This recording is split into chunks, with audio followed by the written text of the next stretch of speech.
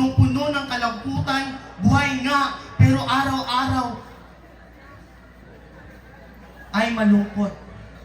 Naghihintay sa inyong pag-uwi. Alam niyo kung sino sila? Sila ang inyong mga anak. Hindi nila may pahayag ang kanilang mga saloobin dahil nahaharangan sila ng mga salitang dapat naging grateful ka na lang kasi meron kang ama. Dapat naging grateful ka na lang kasi meron kang pera. Hindi nila may pahayag ang sarili nila kasi nai-invalidate sila. Ngayon, aking iprepresenta ang saloobin ng inyong mga anak. Music. Grabe, no? Ang yaman-yaman ko, nabibili ko lahat ng mga kailangan ko, nabibili ko lahat ng mga gusto ko, pero ang lungkot-lungkot ng buhay ko. Naiinggit ako sa mga bata na nakikita ko naglalaro sa labas. Minsan napasilip ako sa aming bintana, nakita ko ang isang batang tumatakbo papuntang kanto. Sabay sigaw, "Pa! Pa! Ala na si Papa! Pa! Pa! Pa! Pa! Mga ayoko singko pa!" Ha? Pasensya. Wala na ko'y kwarta. Sige na, good pa. Singko lang, good pa. Tapos nakita ko, dumukot ang kanyang ama sa kanyang malalim na bulsa.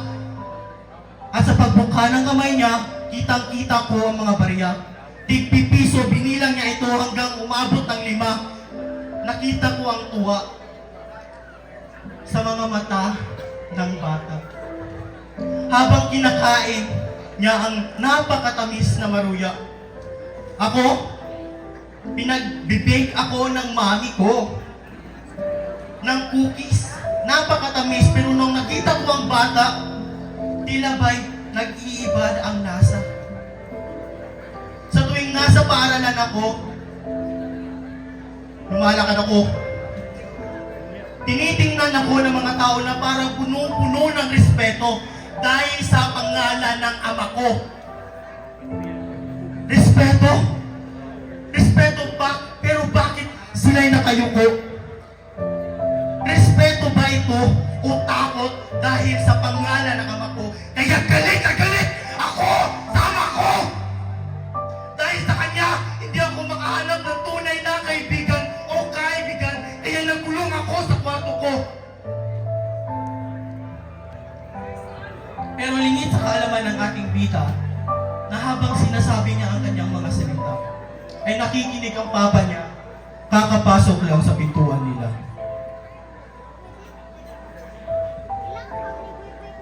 Anak, son, hindi pa ba sapat ang mga ginagawa ko sa iyo? Sa pamilyang to? Alam niyo ba kung ano ang mga sinakripisyo ko? Sinakripisyo ko ang pisikal, emosyonal, at mental na kalusugan ko. Anak, naiintindihan mo ba ako? Ginawa ko ang lahat ng to para sa'yo. Lumaki ako sa hirap, kasama ko ang ama kong naglalako.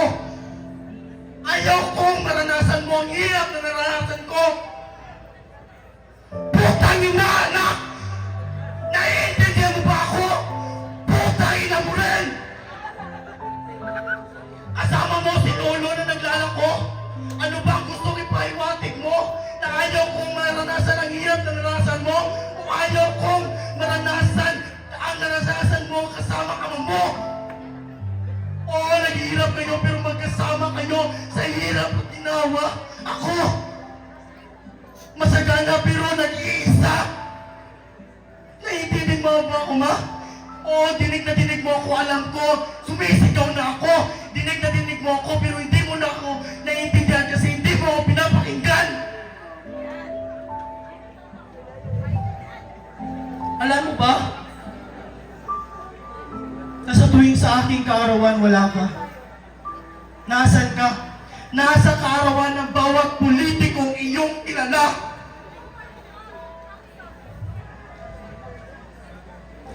Hindi ko mayayakap ang mga mamahalin mong regalo. Alam mo ba kung anong nais ko? Ikaw, kasama ko dito. Sa graduation ko sa elementarya, high school at kolehiyo, wala ka. Suot ko ang medalya at money garland na tiglilibo. Pero nung nakita ko, ang isang kaklase ko, wala man lang suot. Ang grades ay 75, nakapasa lamang. Pero inggit na inggit ako kasi alam mo anong nasa leg niya?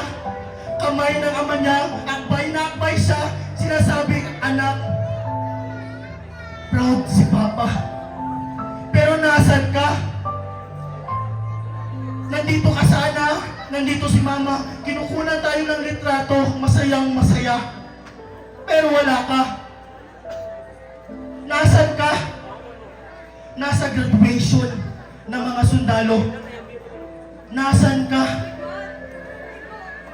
Kasama ang nakagapunan ang mga politiko. Nasaan ka nung kailangan kita? Alam mo, gusto ko na sana naging mangingisda na lang tayo. Sabay tayong pumapalaot. Hawak ko ang net at hawak mo sa magkaibang dulo. At kahit na konting ating mga nahuli, o kahit na wala, magkasama tayong nagbabalsa papunta kay Mama. Sana naging magsasaka ka na lang. Sabay tayong umaani, nabibilad sa araw. Pero sa ating pag-uwi, sakay-sakay tayo ng ating karabaw. Ikaw ang nagmamaneo, ako nasa harapan mo, yakap-yakap mo ako sa takot na baka mahulog ako. Pa, sa hindi pagbibiro, sana naging addict na lang tayo.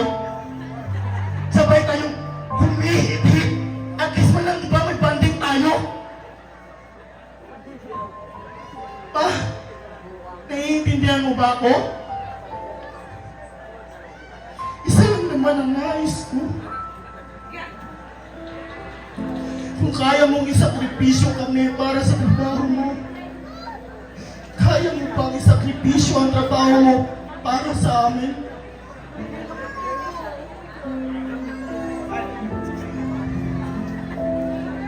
Oo na. Patawad at ganito ang mga naramdaman mo. Hindi ko intensyon ang ito. Patawadan ako. Sana patawarin ako. Mabawi ako. Pa, sana mapatawad mo ako at namura kita. Anak, salamat at minura mo ako. At makalipas ang ilang buwan, ay dumating ang kanyang kaarawan. Uy pa, salamat, nandito ka! O anak, nagretiro na ako. Kayo naman ang mama mo ang pagsisilbihan ko. Salamat pa. 25 anyos na ako, pero ito ang unang kaarawan ko. Sana'y sabayan niyo akong kantahin ang kanta para sa akin. Happy birthday to you. Happy birthday to you. Happy birthday, happy birthday, happy birthday to you.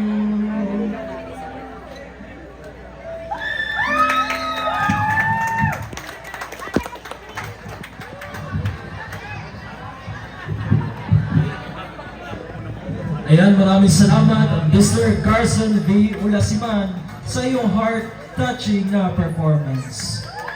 Bakit mo ba, sister, yung kakaibang perspektibo na ibinahagi ni Mr.